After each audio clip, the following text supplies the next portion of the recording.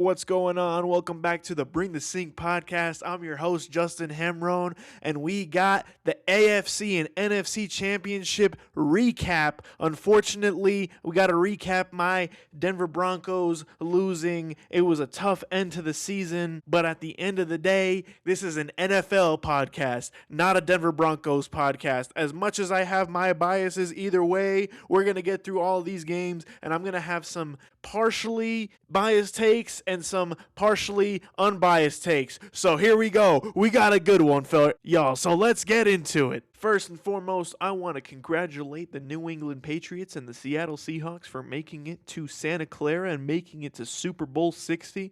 What an incredible achievement, and I can promise you that not a single person had this on their bingo cards at the beginning of the season. What an awesome season for both teams.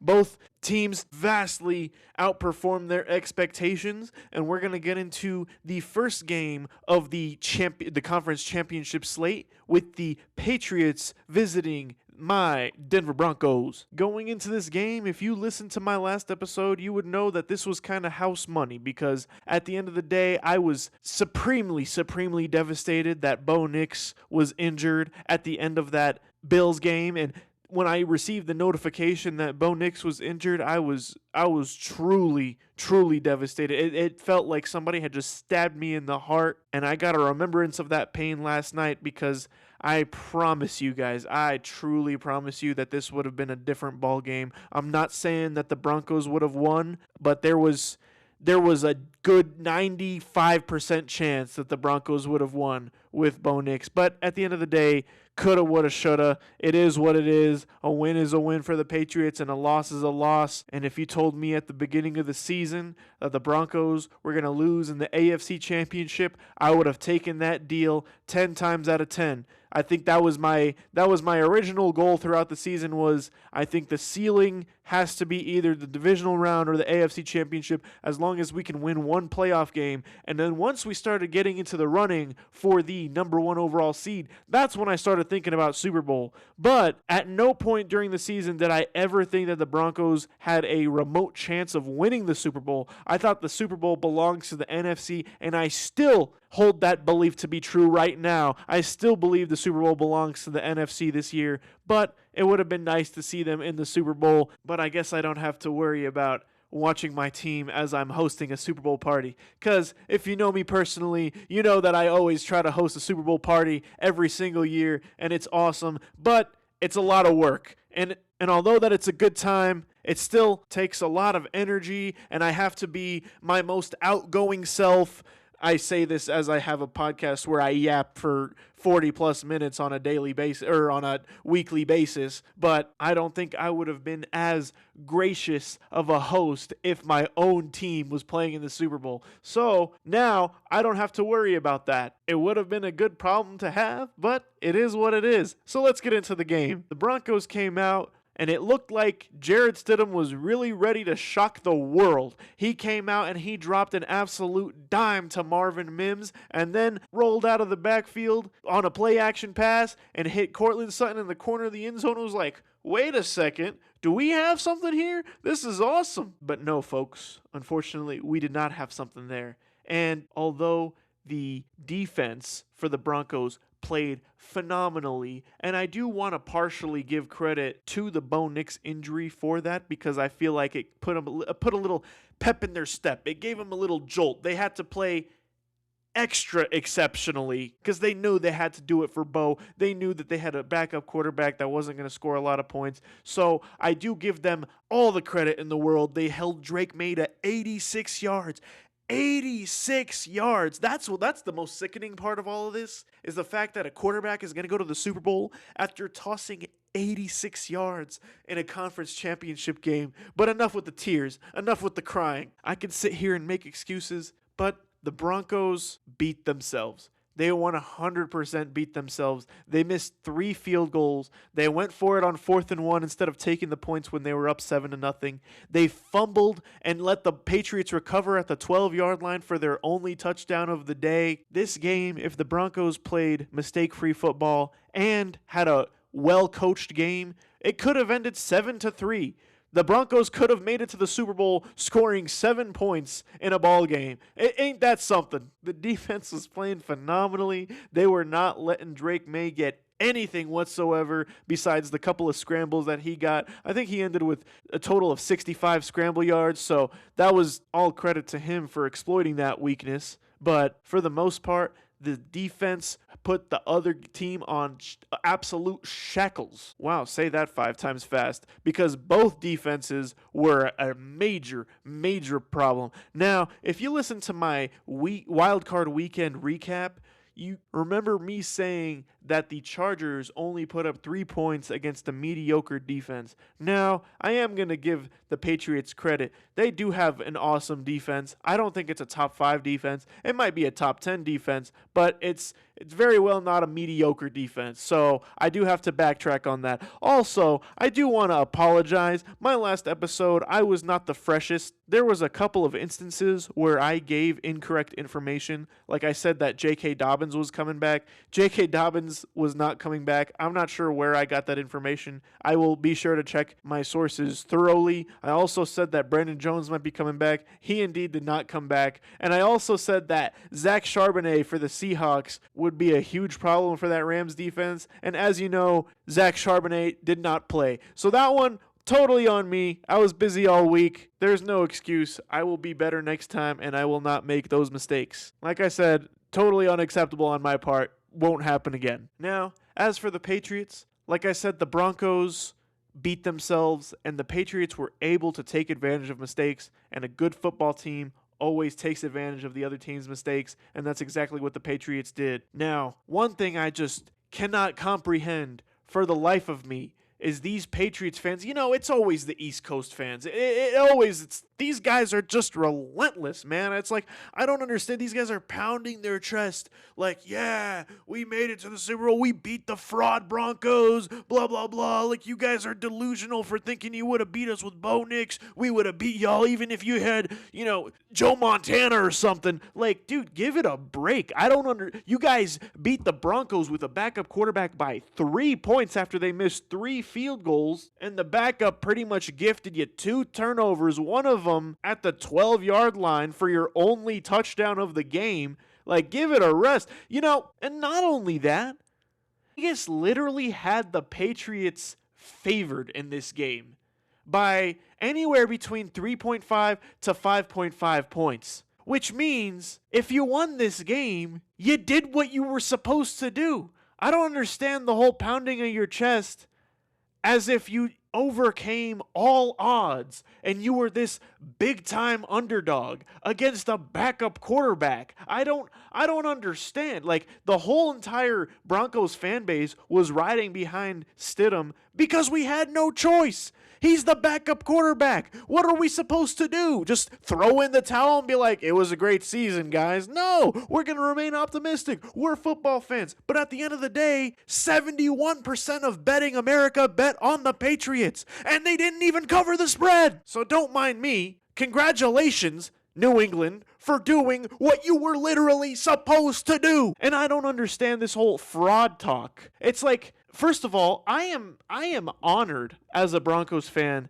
with all of these fraud allegations. I am absolutely honored. That means your team made one hell of a run to be considered frauds. Like, nobody considers that 8-8 team to be a fraud. No, they consider that, team that starts out 12-0 or the team that starts out like 14-2. Like, those are the teams that always get considered frauds. So I'm actually honored by these fraud allegations because you don't just make it to the AFC Championship game and you host an AFC Championship game without beating some good teams along the way. Now, let me get to that, because for the Patriots, a Super Bowl appearance is a Super Bowl appearance, but let's go through the path.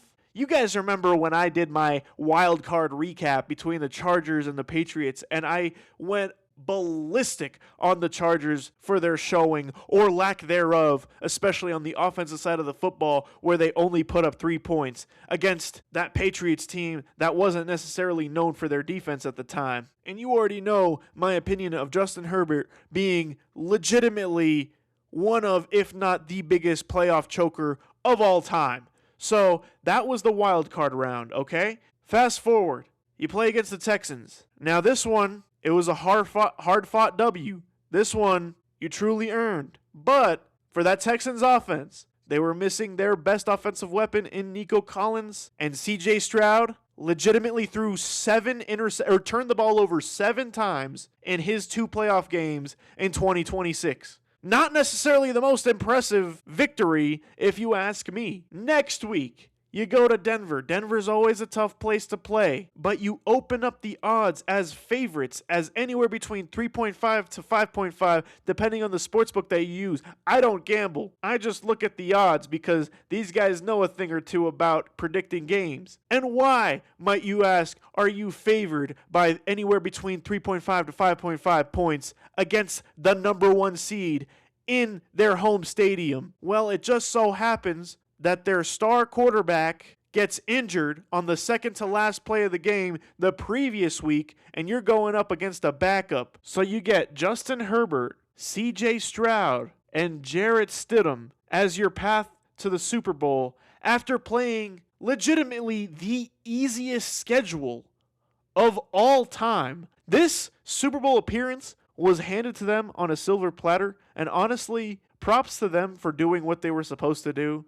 Because if they had lost any of these games, it would have been a colossal, monumental choke of the century, in all honesty. And I do want to give them credit because at the beginning of the year, nobody on earth thought that they were going to make the Super Bowl. I actually did have them making the playoffs. I thought there was 8 or 9 teams that were capable of being playoff threats, and that was obviously the 3 teams from the AFC West. Who could have thought that the Chiefs were going to miss the playoffs?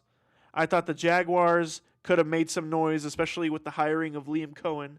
I thought the Texans were for sure in, and obviously they did make it.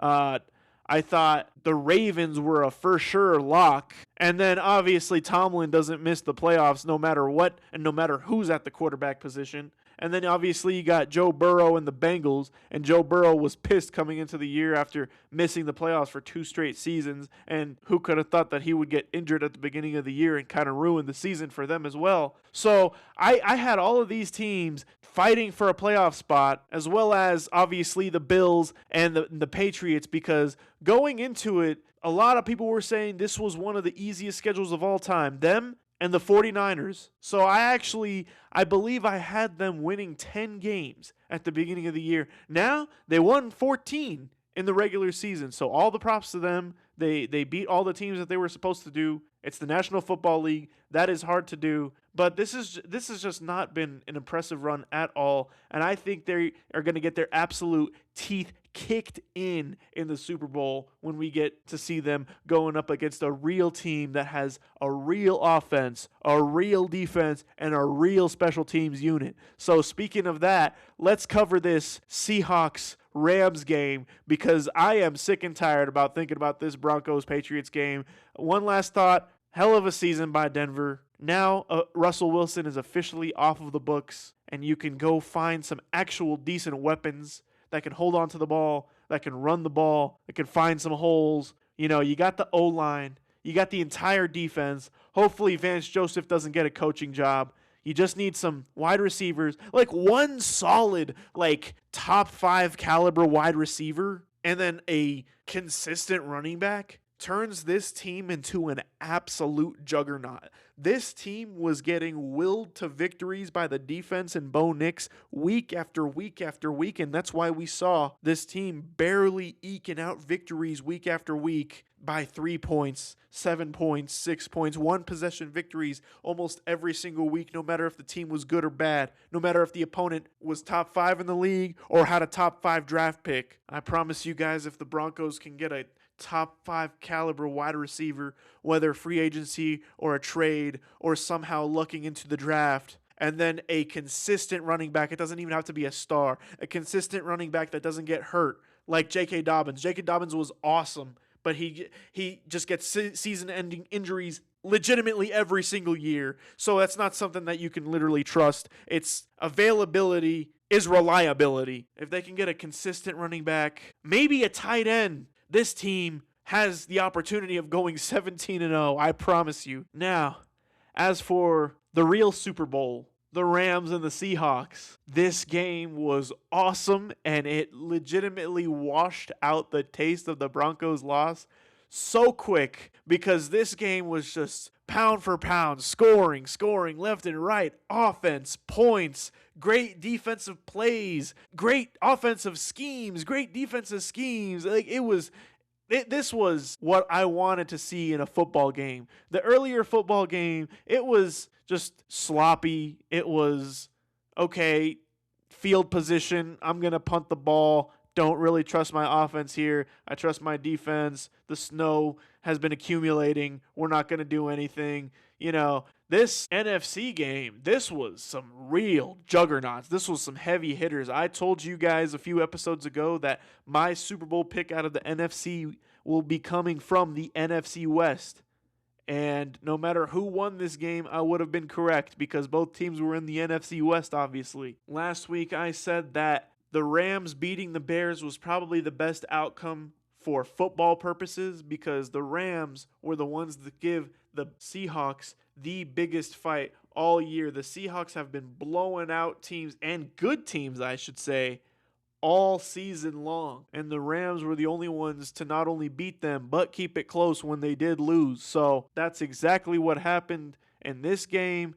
It was awesome. We had quite a day from the receivers. Puka Nacua was making awesome catches. Jackson Smith-Njigba, JSN was making hell of a play after play. Kenneth Walker was running all over that Rams defense.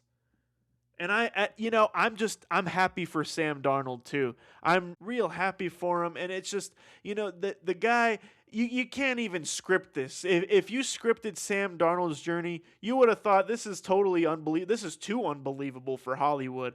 But this guy gets drafted by the Jets, gets tossed to the curb, gets treated like absolute garbage, goes to the Carolina Panthers, has to split practice time with Baker Mayfield, another guy who has kind of a Hollywood ending too, goes to Kyle Shanahan and the San Francisco 49ers, is a backup for a year, goes to the Vikings, wins 14 games with the Minnesota Vikings, has a terrible playoff turnout. They cut him in favor of their first-round draft pick. He goes to Seattle and wins another 14 games and then makes it to the Super Bowl. Shout out to Sam Darnold. All of the times that he didn't even play well this year, it seemed like they still won the game. So that's what makes this Seahawks team dangerous. Sam Darnold could throw 3 interceptions and the Seahawks could still win the game.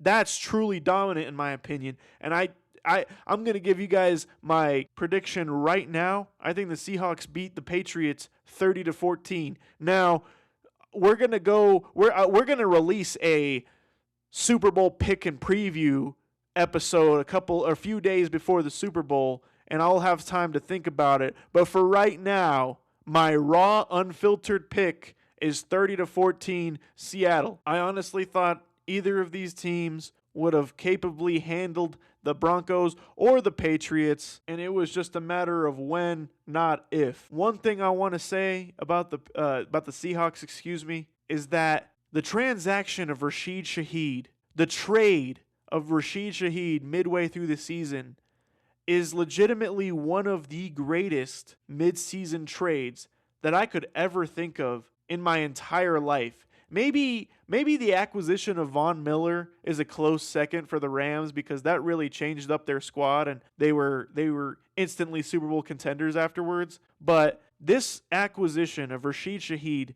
has just made this Seahawks offense and special teams so unbelievably dynamic, and it's borderline unstoppable. Rashid Shaheed, he's just a bolt of lightning, man. Like, nobody can catch this guy. He's like Tyreek Hill in his prime. It's incredible. I have rarely seen anything like it. He's just so fast. He's a deep threat. He can return punts and kicks. It's awesome. Now, as for the Rams, you have some homework you got to take care of in the offseason. First, you got to find out whether or not Matt Stafford is going to come back for another year or if he's going to retire. You see all those gray hairs on his head right now. He's become an old man. What do? Do you bring him back for another season? Obviously, he had a hell of a season. It was an MVP caliber season. So hopefully he comes back. Hopefully you can build upon that defense through free agency and trades and the draft, and you can come back even better next year. Ooh, that's going to be a scary thought if they can work on those things, if they can turn in their homework on time. I think it'll be that NFC West, man. It's a total dogfight between the Rams, Niners, and Seahawks. Now, as for the posting schedule for the rest of the week, I think at some point, I want to say between Thursday to Sunday, depending on when I can find some free time, I will post a what if podcast episode going over all of the possible Super Bowl matchups that we have been absolutely robbed of over the last maybe 10 to 15 years. I don't want to make it too long, but this is something that I've always wanted to do. Even when I didn't even know about podcasting, I thought maybe I could upload a YouTube video about how we've been robbed of great Super Bowls. And one that always comes to mind is that New York Jets versus Chicago Bears with Rex Ryan, Mark Sanchez, and Jay Cutler and Brandon Marshall on the Bears. Like, that would have been such an awesome Super Bowl. And instead we got the Green Bay Packers versus the Pittsburgh Steelers, which honestly was a great Super Bowl. It was a great game. But the idea, the thought of Bears versus Jets, New York versus Chicago, that would have fed families for generations. So I think that's the next episode that I'm going to post, God willing. And then that following week, I want to say between Monday to Wednesday, I'll try to find something to talk about. I'm trying to maintain this 2 episodes of a week. I'm not going to be talking about the Pro Bowl. I have boycotted the Pro Bowl for years. It's just not the same thing anymore. So we'll find something to talk about. There's been a lot of news with coaching hires and coaching interviews and assistant coaches and all that. So maybe we'll discuss that on between Monday to Wednesday's episode. And then obviously the few days prior to the Super Bowl, we're going to do the Super Bowl preview and the Super Bowl picks. So with all that being said, this has been Bring the Sink, episode 8, I believe. I'm your host, Justin Hamroun. Let's keep this thing rolling. And as always, thank you so much for listening. Peace.